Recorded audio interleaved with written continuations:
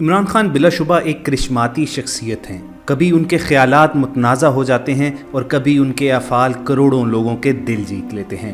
ایسا ہی ہوا جب 2018 کے الیکشن میں عظیم فتح کے بعد عمران خان نے اپنی وکٹری سپیچ میں یہ اندیہ ظاہر کیا کہ وہ بحیثیت وزیر اعظم پی ایم ہاؤس میں قیام نہیں کریں گے، کیونکہ جس ملک میں 50% سے زیادہ آبادی کو پیٹ بھر کے روٹی میسر نہیں ہے تو وہ کیسے کروڑوں اور اربوں روپے کا بجٹ صرف اور صرف وزیر اعظم ہاؤس پر لگا دیں۔ سادگی اور قومی خزانے کی بچت کا یہ خیال صرف عمران خان تک ہی محدود نہیں رہا ہے، بلکہ ہم دیکھتے ہیں کہ پی ٹی آئی کے رکن قومی اسمبلی نجیب ہارون اور حماد اظہر نے بھی یہ اعلان کر دیا کہ وہ بحیثیت ممبر اسمبلی کسی قسم کی مراعات اور تنخواہ نہیں لیں گے۔ جہاں اس فیصلے کو بے حد سراہا جا رہا ہے، وہیں یہ امکان بھی ظاہر ہونا شروع ہو گیا ہے کہ شاید یہ تحریک زور پکڑ لے اور پی ٹی آئی کے تمام ممبران کی طرف سے بھی یہ اعلان کر دیا جائے کہ وہ ایم این اے کی حیثیت سے کسی قسم کا مشاہرہ حاصل نہیں کریں گے۔ اور تو اور لوگوں نے اپنی طرف ہی سے یہ باتیں بھی مشہور کرنا شروع کر دی ہیں کہ عمران خان بھی شاید وزیر اعظم کی حیثیت سے تنخواہ لینے سے انکار کر دیں۔ دوستو وہ تو بعد کی باتیں ہیں، مگر آج پیپل لائیو چینل پر ہم اس چیز کا جائزہ لیں گے کہ اگر عمران خان وزیر اعظم کا حلف اٹھاتے ہیں تو اس کے بعد ان کی تنخواہ کتنی مقرر کی جائے گی۔ اس کے ساتھ ساتھ آپ کو یہ ہنٹ بھی دیں گے کہ پاکستان کی سب سے پرائزڈ پوسٹ کی کون سی ہے، یعنی وہ کون سا ایسا سرکاری عہدہ ہے جس کی ماہانہ تنخواہ سب سے زیادہ ہے۔ اور پھر وزیر اعظم پاکستان عمران خان اور دیگر ممالک کے سربراہان کی تنخواہوں کا بھی موازنہ کیا جائے گا۔ مگر آگے بڑھنے سے پہلے ہم آپ کو یہ یاد دہانی کرا دیں کہ اگر ابھی تک پی پی لائیو چینل کے آپ سبسکرائبر نہیں بنے ہوئے تو ریڈ سبسکرپشن بٹن پر کلک کرنے سے اور بیل آئیکن کو پریس کرنے سے آپ ہماری سبسکرپشن لسٹ میں شامل ہوتے ہیں، اور یوں اس چینل پر اپلوڈ ہونے والی ہر انفارمیٹیو ویڈیو آپ تک پہنچتی رہے گی۔ خواتین حضرات، عام طور پر خیال کیا جاتا ہے کہ وزیر اعظم پاکستان کی تنخواہ شاید کئی ملین روپے ماہانہ ہو، مگر ایسا نہیں ہے۔ عمومی رائے کے برعکس پاکستانی وزیر اعظم کی ماہانہ تنخواہ انتہائی کم سطح پر مقرر کی گئی ہے، خاص طور پر اگر اس کا موازنہ پارلیمانی نمائندوں، وفاقی وزراء، جج صاحبان اور دوسرے سرکاری آفیسرز کے پیکج کے ساتھ کیا جائے تو یہ خاصی حد تک کم ہے۔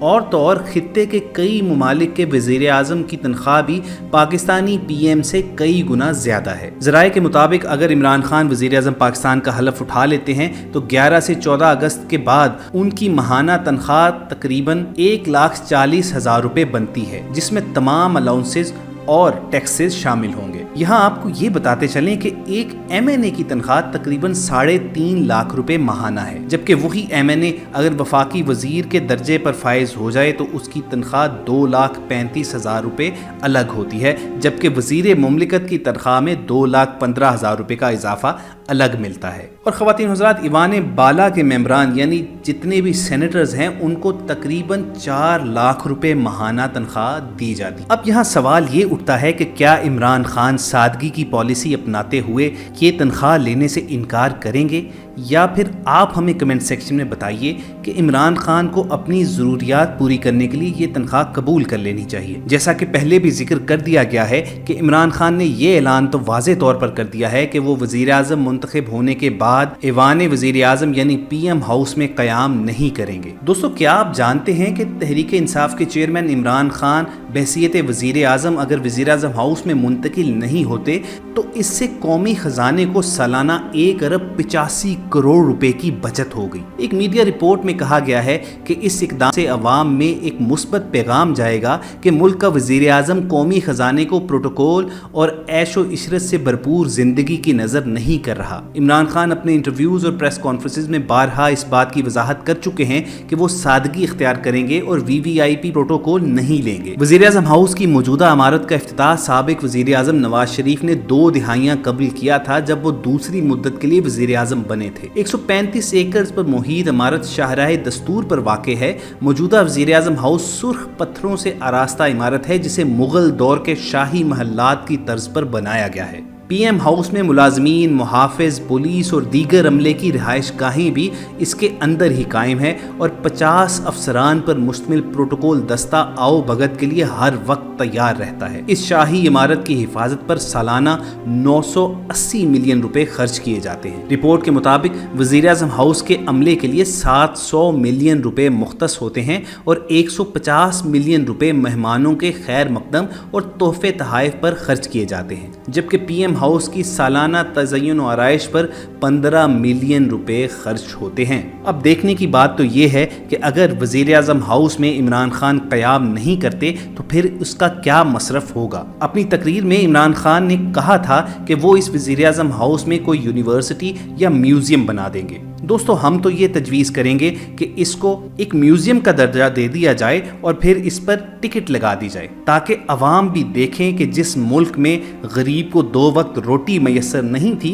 तो उसके वज़ीर आज़म कितनी ऐशो इशरत की ज़िंदगी गुजारते थे। और फिर जब इस इमारत पर टिकट लगाई जाएगी तो उससे आमदनी का एक अलग सिलसिला शुरू होगा जो कौमी ख़जाने में जमा करवाया जाएगा। कमेंट सेक्शन में ये बताइए कि आपको हमारी ये तजवीज़ कैसी लगी है कि इस वज़ीर आज़म हाउस को पब्लिक के लिए ओपन करके उस पर टिकट लगा दे चाहिए, या फिर हमें ये बताइए कि आपके ख्याल में इस PM हाउस का क्या यूज होना चाहिए। दोस्तों, वापस आते हैं उस सवाल की तरफ कि जिससे इस वीडियो का आगाज हुआ था, यानी PM की तनख्वाह कितनी होगी। ये तो हमने आपको बता दिया कि बहसीत वज़ीर आज़म इमरान खान अगर अपनी तनख्वाह कबूल करते हैं तो उनको 1,40,000 रुपये माहाना मिलेगा। मगर क्या आप ये जानते हैं कि वो तमाम पोजीशंस जो वज़ीर आज़म के अंडर यानी मातहत आती हैं उनकी तनख्वाहें कितनी हैं। आपको बताएं कि सुप्रीम कोर्ट के जज साहिबान का माहाना पैकेज तकरीबन 9 लाख रुपए अलावा अलाउंसेस बनता है।